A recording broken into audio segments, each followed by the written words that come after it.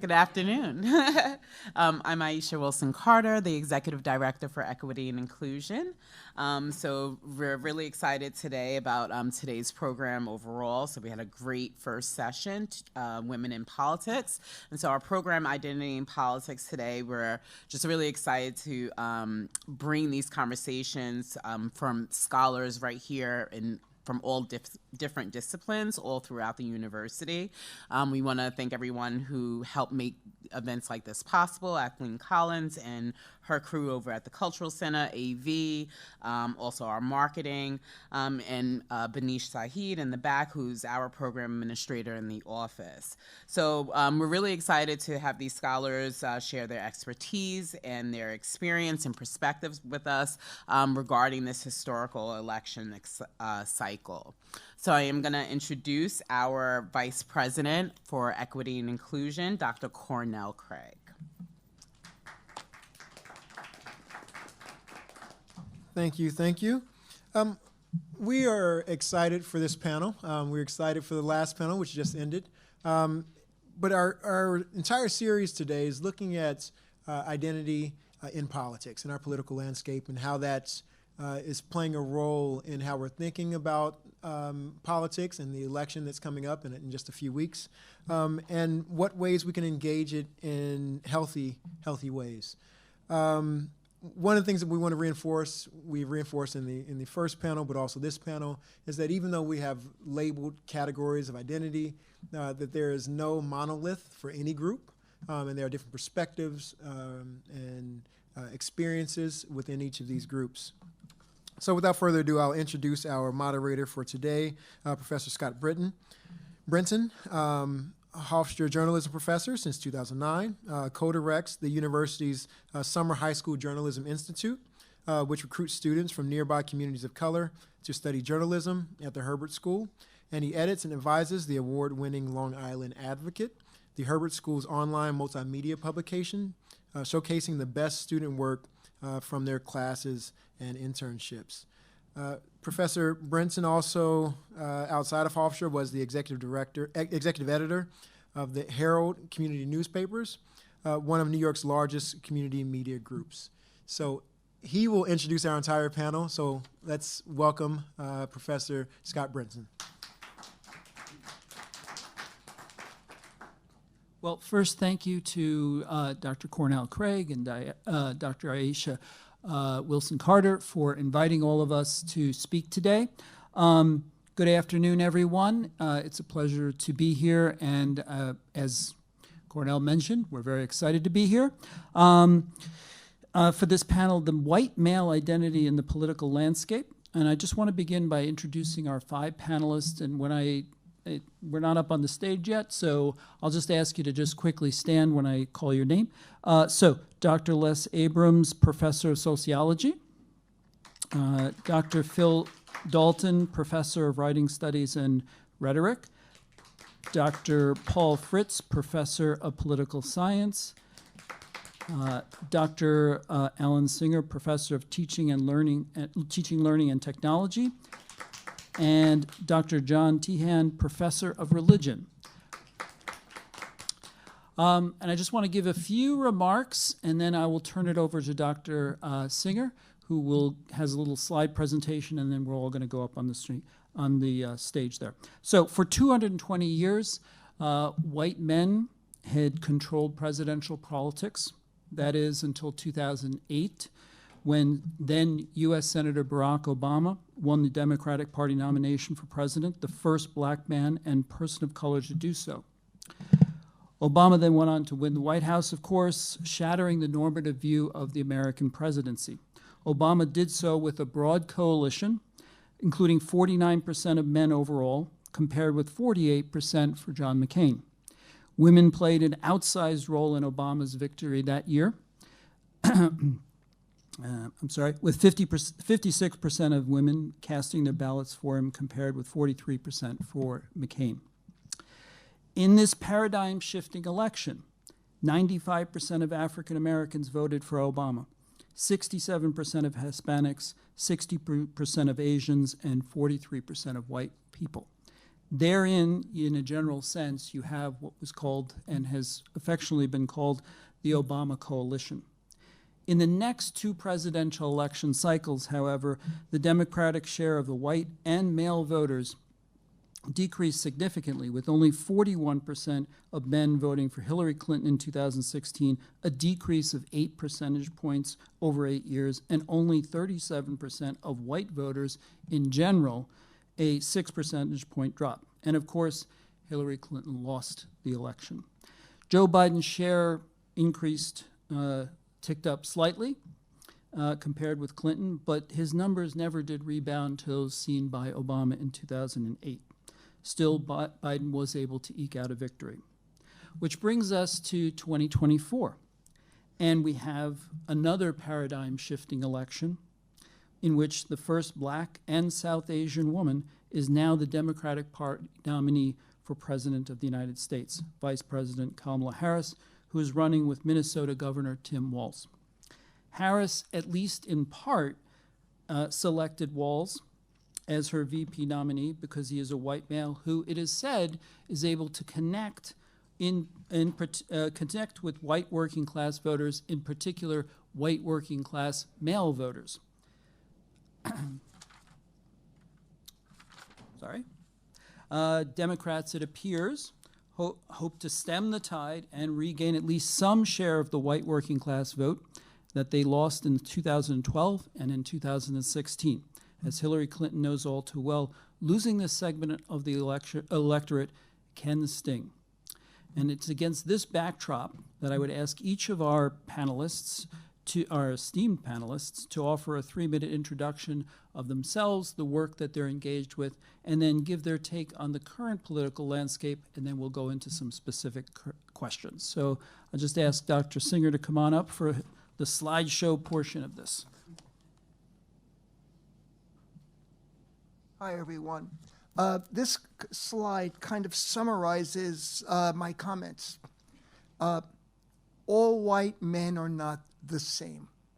There are white men who support Trump disproportionately, but there are also white men who support Kamala Harris. On October 26th, I'm going to Pennsylvania with retired U of T teachers to campaign for Kamala Harris. A lot of them are going to be all white men. Just to give you, I think we need to take a closer look other than just talking about white men. For example, while white men disproportionately supported Donald Trump in 2016 and 2020, if you look at the presidential election in New York State, white college graduates, 63%, voted for Joe Biden, while white non-college graduates, 62% voted for Donald Trump. This is not whiteness determining how they voted.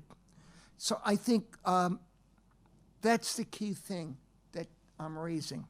Now, I don't think many white men would see me as representative of their group. I voted for Barack Obama. I plan to vote for Kamala Harris. I think Donald Trump is a dangerous autocrat who is suffering from age-related intellectual slowing, and I don't see how people concerned with the future of the country and the planet could vote for him, but that's where I'm coming from. My research as an historian has focused on New York's role in the American African slave system and the struggle to overthrow it, especially the role of African Americans. I also look at transformational consciousness among workers, teachers, and students. In general, I reject the field of whiteness studies and male gender studies because they place white men at the center, which is something scholars have been trying to move away from. I also don't like white maleness as an umbrella category. The reasons why white billionaires like Elon Musk and Timothy Mellon, David Sachs, Steven Schwartzman, Bill Ackman, Woody Johnson, and Paul Thule are endorsing Donald Trump is to gain increased economic advantage because they don't think they're rich enough now. It is very different from white men and women in MAGA hats cheering at Trump rallies like it was a sporting event.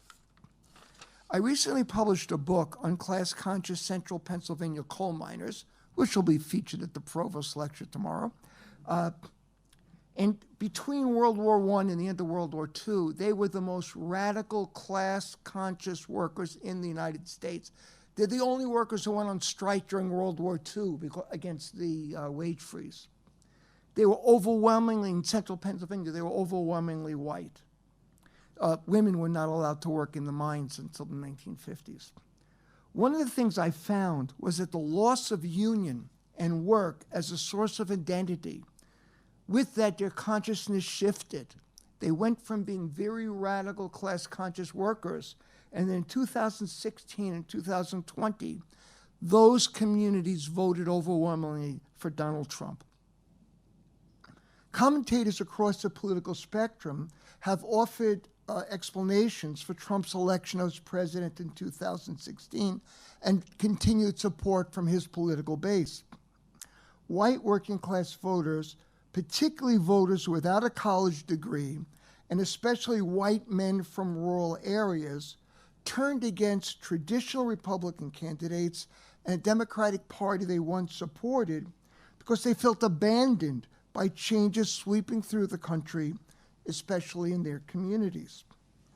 The death of the bituminous coal mining industry meant the virtual death of their towns. Class consciousness based on work, union, and community that had once sustained radical resistance to coal operators dissolved with the diminution of these institutions over the course of decades, leaving ethnic identification and grievance, producing a swing to a very different kind of political behavior. Their grievances made them susceptible to Trump's racist and ethno-nationalist appeals.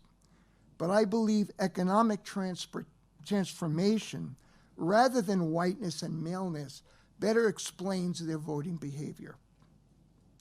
White men who vote for a clearly diminished Donald Trump, who vote against Kamala Harris, act for a number of reasons, including racism, gender bias, anti-Semitism, religious fundamentalism, homo and transphobia, and for wealthy white men, perceived financial benefit.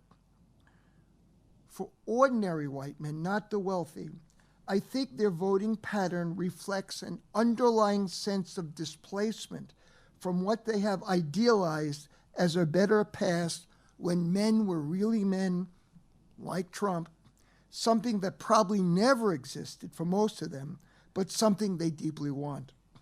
I think the key to Trump's appeal is grievance. He is also using grievance as a way to attract Black and Latino male voters. One reason the 2024 election projects to be very close right now.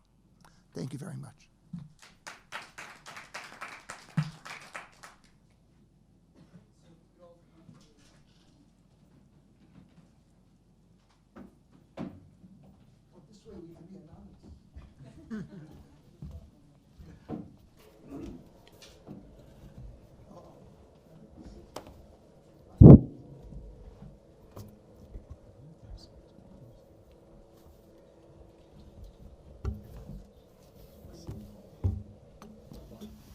All right, well, it's great to see that there's a group of students who came in. So at this point, I'd ask the remaining members of our panel to each just give a 3-minute introduction to yourself, your work, and your general sense of the election. I guess we can just start on this side with Paul and move our way down. Sure. Okay. Is this on? You hear me? Yeah. Okay, great. So I'm Paul Fritz, Associate Professor of Political Science. Happy to be here. I come at this issue in a slightly different way. I study political conflict. And I think my colleagues are going to talk about things in a slightly different way. Alan presented a really interesting picture. I'm going to focus on something a little bit different because when I say I study political conflict, that includes domestic extremism and terrorism. And in this context of this panel, I'm kind of looking at some fringes, the fringes of white maleness in a lot of ways, that have, and we're talking about the most extreme, those that have chosen violence, to deploy violence in a lot of ways. So in this context of sort of white male identity, I'm talking about a really small subcategory of individuals.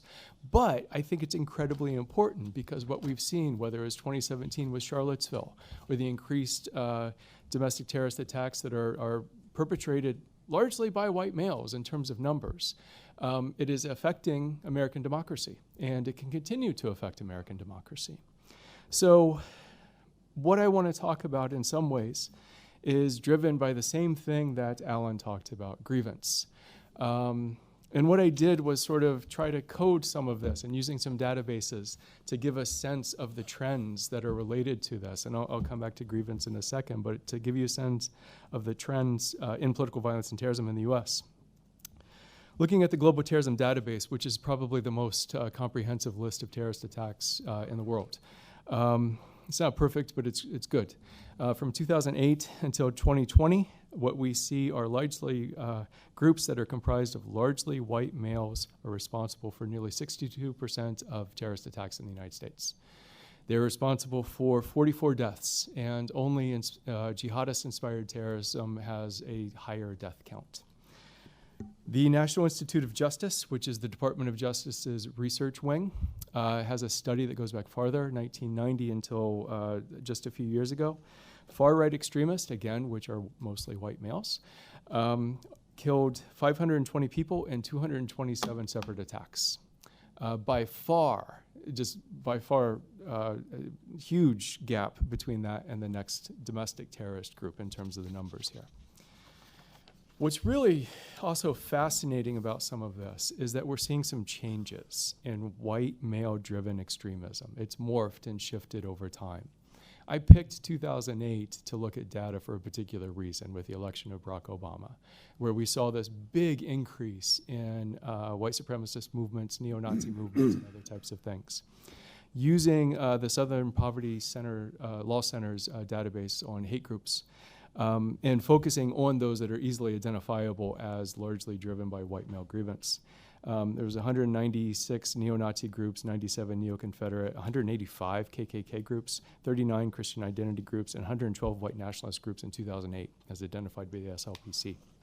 In 2023, there were 59 neo-Nazi groups, 5 neo-Confederate, 10 KKK groups, 10 Christian identity, and the only group that increased were white nationalists to 166. There's something strange going on here. The data don't really get to sort of what's happening because there's really more to the story. There's a diffusion of this extreme part of white males. We're at a time that some scholars have called fringe fluidity, where extremists float from one extremist idea or group set of ideas to another. And there's a good example of this would be the involuntarily celibate movement or the incel movement, which is a male supremacist, misogynistic movement that flows back and forth with white nationalist groups and male supremacist groups and others. And what we're seeing is these groups in a lot of ways are not really groups anymore. They are affiliated very loosely. They are a lot of times online groups that provides a type of community support. And that type of community support is about grievance, essentially. That is that something is wrong with society, right? And they're being disadvantaged. What this is about, and this is really the common feature of all these types of groups that I look at, is to bring back a really old theory, but I think a very useful one from political scientist Ted Gurr. This is about relative deprivation, and that's just sort of formalizing sort of what Alan was talking about. They're feeling relatively deprived compared to some previous historical reference group. With the demographic changes that we've seen, with the changes in our politics, economic changes too, right, that the relatively deprived groups are feeling relatively deprived, even though objectively they are not deprived. What I want to sort of end with in some ways and put into the context of this larger election is that, again, worth repeating, these are fringe groups. This is a very small minority of white maleness. And the vast majority of individuals still reject violence in the United States. Although there's some troubling studies to suggest that that number is changing, unfortunately. But I think what it says about sort of going forward, whether it's this election or the next election, is that with ever-changing demographic, economic, and larger societal factors, I think we need to expect the fringes of white male society to continue to attempt to shape politics through violence. We're at a fairly dangerous place at this point in time. So I'm going to end on that gloomy note. Thank you. Thank you. I have a number of areas in which I'm trained methodologically, but one that I'm leaning more heavily in these days is ethnographic interviewing. And what that means is, in the practice of it, is I assume people develop a sense of the world in which they live, that the sense is reinforced by others around them, and that it seems natural, like the air that they breathe.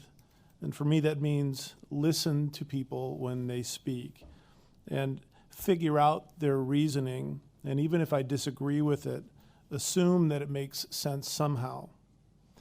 With respect to white identity in this election, I think primarily of privilege and invisibility. Writing about gender, Michael Kimmel wrote in The Gendered Society, "When you're the dominant power in the world, everyone else needs to be named. When you're in power, you need not draw attention to yourself as a specific entity, but rather you can pretend to be generic, the universal, and the generalizable." And this too applies to race. It's argued, and I accept it's true, that as a white person, I've walked through life without having to give much thought to my own race or ethnicity, even though I am a raced person with an ethnicity. And that is privilege.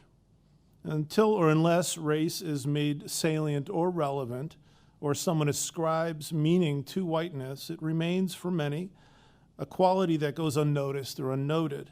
And even though it is there and is often meaningful to many, I don't have to give it much consideration. It's invisible. In my lifetime, my own race and ethnicity and regionality and religious identity have become something about which I am increasingly aware.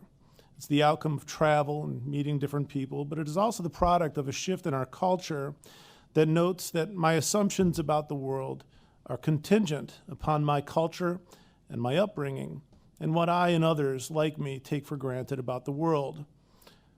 And that awareness is a good thing. That awareness prevents me from ethnocentric thinking that privileges what I take for granted about the world and how I believe it should work, what is good and what is bad. It decenters me. Again, that's a good thing. Now imagine that once the culture begins making whiteness more salient as contingent, it combines that with criticism. Criticism, for instance, of white women's tears, and criticism of white mediocrity, criticism of the colonialism of many assumptions of whiteness. In other words, made aware of whiteness, many white folk also encounter reasons for feeling guilty. Peggy McIntosh writes about a metaphorical knapsack of white privilege that is carried by most white U.S. citizens, writing, "I think whites are carefully taught not to recognize white privilege, as males are taught not to recognize male privilege. I've come to see white privilege as an invisible a package of unearned assets that I can count on cashing in each day, but about which I am meant to remain oblivious. White privilege is like an invisible, weightless knapsack of special provisions, maps, passports, code books, visas, clothes, tools, and blank checks." To be clear, I don't feel guilty. I am inclined to listen to problems, think about ways to face them, and I wish the world was a better place, and so I accept what I think is valid criticism, and I move forward looking for solutions. But listen to others, and think about the themes of this campaign, particularly on the right. If identity is, as we're taught, a function of how you see yourself and how others see you, it's become increasingly common to publicly describe white people as universally privileged. I can't argue that's not true, but make that argument to someone whose town has been ravaged by the results of NAFTA, with manufacturing going away. Try that argument out in old steel towns, in towns ravaged by the opioid epidemic, towns and families affected by poverty and debt, lack of quality food and health care, families denied intergenerational wealth, one of the same problems many people of color have experienced throughout U.S. history because of the cost of homes. If I live in a Rust Belt state, try it there. Race is just one factor in this election, but it's clearly one that matters, with white voters breaking in Trump's direction by 15 points in 2016 and 12 points in 2020. If I live in a Rust Belt state, say take for example Michigan, Ohio, or Wisconsin, and I look at the declining state of my quality of life, but I'm reminded of my privilege, these races can become referendums on guilt versus pride. If society is going to make white race and ethnicity salient, then I can choose to either accept criticism in the context of decline or an argument about pride. And only one of those is positive. Howard Zinn argues in The People's History of the United States of America that racism was introduced to the United States in order to help perpetuate class difference in the South, dividing different races on the basis of manufactured differences in order to prevent their cooperation in the face of grave poverty and exploitation. Zinn is arguing that people of that time would have had a much greater chance of upending this exploitation by working alongside one another, but that this was prevented by people of means stoking racial animus. While I see descriptions and criticism of whiteness as having value, it also risks division in a political context. I believe the intentions are usually good, but I believe the consequences are proving to, in some respects, be harmful. And we're seeing it in the growth of white identity pride in our politics today. Thank you. Les? Good afternoon. I'm Professor Abrams, sociology. Maybe pull the mic a little What- closer. One of the greatest sociologists is Max Weber. He wrote the most famous book on money, power, and religion. Accordingly, this is a man's world. It is a white, Anglo-Saxon, Protestant, male-oriented world. The reason is, he claims, it's a great reason. I call him the Einstein of sociology.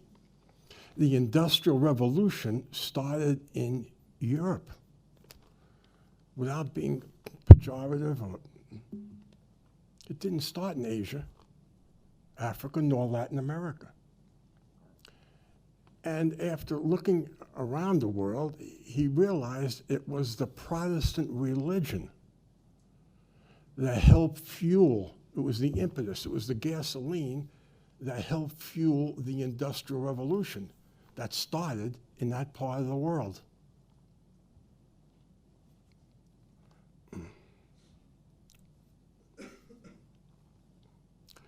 We see today that, I like to term the paradigm shift.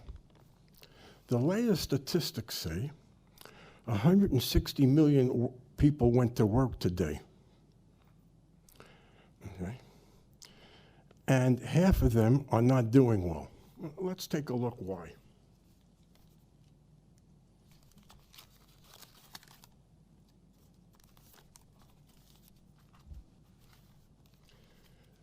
There's been a shift, see, in the flow of domestic and international capital.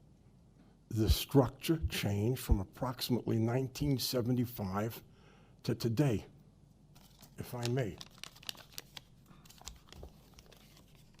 This is money. Oh my. Pardon me. When you take money and put it in a bank, it's called capital. Capital is how money is used. You'll forgive.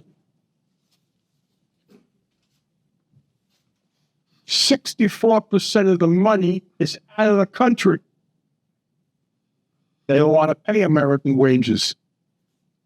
But remember, after World War II, it's Keynesian economics. We get to World War II, there was no Japan or Germany. Companies invested here. And people did very, very well. They worked one job, two jobs, but money stayed domestically. Oh, yeah, suburbia here to California, for example. There was a paradigm shift in terms of money. About 1975, they want to pay American wages for globalization. So 64 is out of the country, looking good. What's left, officially it's 55%, but should cost to 60%. What money is left goes to the military, whether we favor it or not, this tells us that.